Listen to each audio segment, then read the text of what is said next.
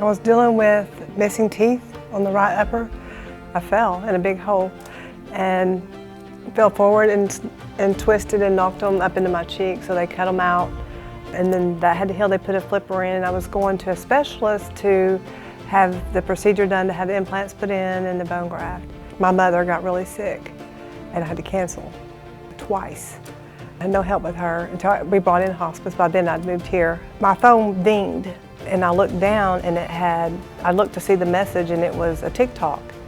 And I looked down and it said the Smile Institute.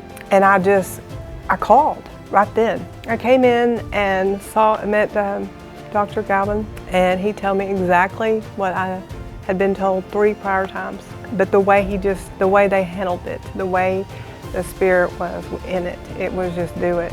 You know, and a lot of people are like, you didn't ask this. I didn't. I just went with my instincts. And the way they treated me from the moment I called the office. I did a very good job. There was minimum pain, there was discomfort. Took very good care of me. I just felt like they were watching, you know, because they put you, when you're not used to medication and people fear the dentist anyway, I do. From the time you walk in until you drive out. I mean, you carry it with you.